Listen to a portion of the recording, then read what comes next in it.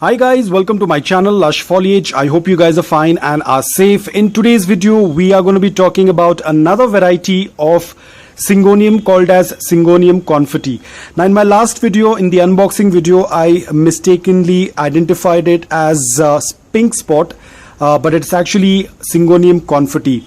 Pink spot is more pink in color. This is more green in color. Now the name confetti comes because of all the spots that this Syngonium has.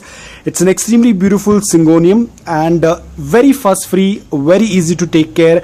That is why I prefer to have a lot of Syngoniums, because they tend to grow very bushy and they have very low maintenance care, and it can be grown indoor as well as outdoor. But when you're growing outdoor, there are certain things you need to understand.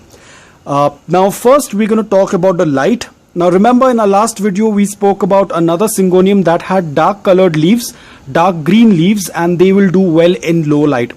Whereas these Syngoniums have very light colored leaves, so they will not do very well in low light conditions. You have to give it either medium indirect bright light or a good amount of indirect bright light. They will do well in that light conditions. But do not expose this plant to direct afternoon sunlight, otherwise the leaves will get burnt. So if you have a space wherein there is indirect bright light, you can grow it over there, or you can grow it indoor, probably closer to the window wherein it tends to receive a good amount of light, but avoid direct sunlight. Now talking about soil, it will do pretty much good in any type of soil. As I've said this earlier as well, it's a very low maintenance plant. It's not very picky about its soil. So over here I have used the same soil what I use for my other plants. I will put the link in the description below. So it is very loose, porous and well draining. You have to ensure that the soil is well draining if you're growing it in soil.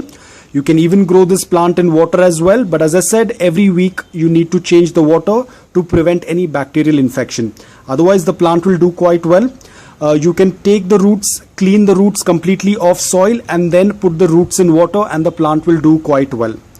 Now talking about temperature and humidity, they prefer a good amount of humidity, but they will do quite well indoor. In your average household humidity and temperature, they will do quite well. They do not prefer too much of heat. They do not prefer too cold climate. They prefer slightly warmer climate, around 30 degrees Celsius. They will do quite well. And indoor, any which ways, the temperature is very average. They will do quite well there as well. But remember, do not keep it directly under the air conditioning vent. Otherwise, the leaves will get dry. If you have a heater, do not keep it very close to the heater. Otherwise, again, it will affect the leaves.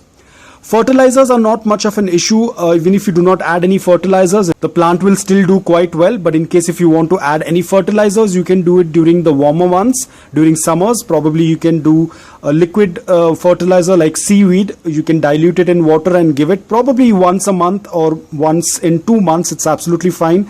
And during monsoon season, the best thing what you can do is give it some rainwater. They love rainwater. Now talking about pest attack, usually they do not get affected with pest, but at times you might see some mealybugs here and there. You can go for an organic solution, but the most important thing is you have to do a routine check, probably once a week or once in 2 weeks. Just turn the leaves and check, because usually you might see some white flies.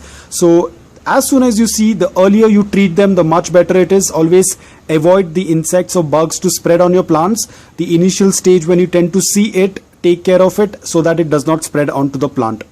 And if the plant is being overwatered, you will tend to see that the leaves are going to turn yellow. If you tend to see the leaves are turning yellow, that is either because of overwatering or because of too much of fertilizers in the soil. Propagation is pretty simple.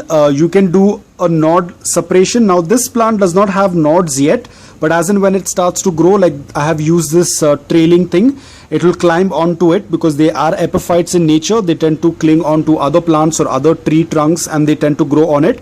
And as and when it starts to grow, it will have nodes, just like how we have it for our money plant, for our pothos or for philodendrons. It's going to have those nodes. You can cut those nodes off and then put it in water or soil. Or the best you can do is multiply it via roots, by root division. You might have seen the video. I'll put that link as well in the description below. You can check it out. You'll have to take the plant out and then do a root division and then put them in individual pots. It's a very fast growing plant. It's not that it takes a very long time. It tends to put out new leaves very fast.